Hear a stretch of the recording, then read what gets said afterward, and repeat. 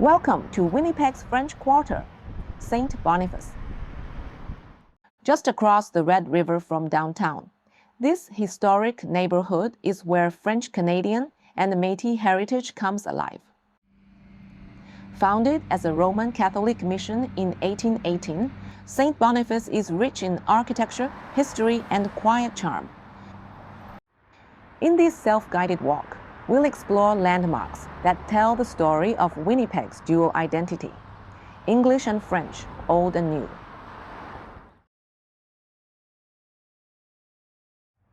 We start at the Esplanade Riel, a striking pedestrian bridge that connects downtown Winnipeg with St. Boniface. Designed by Guy Prefontaine and Etienne Gaboury, the bridge's cable-stayed design and the central spire make it one of the city's most photographed landmarks. At its center is a great place to enjoy views of the Forks, the Red River, and the Winnipeg skyline.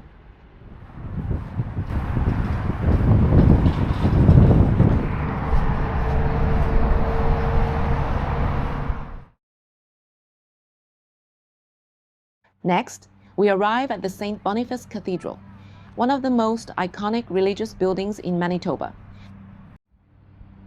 The original basilica-style cathedral was completed in 1906, but sadly destroyed by fire in 1968.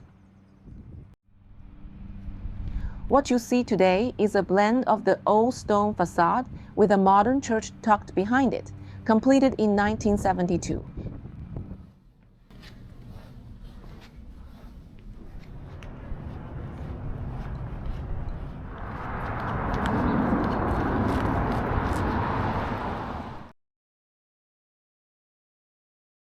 Nearby is St. Boniface Museum, housed in Winnipeg's oldest building, a former Grey Nuns convent built in the 1840s using oak logs. The museum showcases Métis history, early settler life, and the story of Louis Riel. Unfortunately, it was closed for renovations during my visit, but the building itself is a treasure.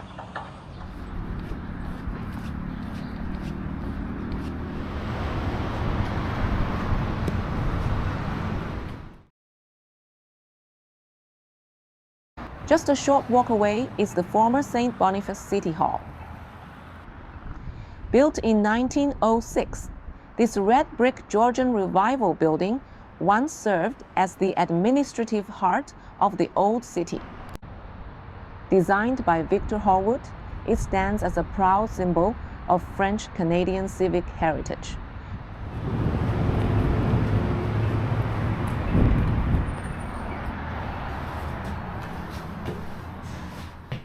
With the St. Boniface Museum undergoing renovations, some of its artifacts have been temporarily moved here, giving visitors a chance to explore pieces of local history right inside City Hall.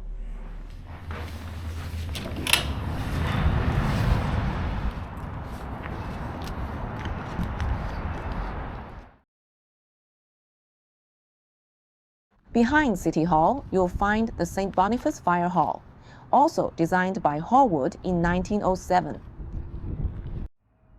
It served as a fire station until the 1960s, and now houses a small museum dedicated to firefighting history.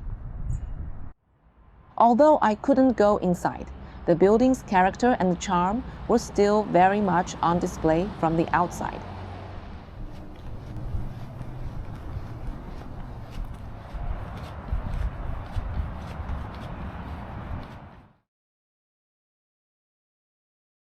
We continue to Lagimodière-Gaboury Historic Park, a peaceful riverside green space that honors early settlers Jean-Baptiste Lagimodière and Marie-Anne Gaboury, Louis Riel's grandmother.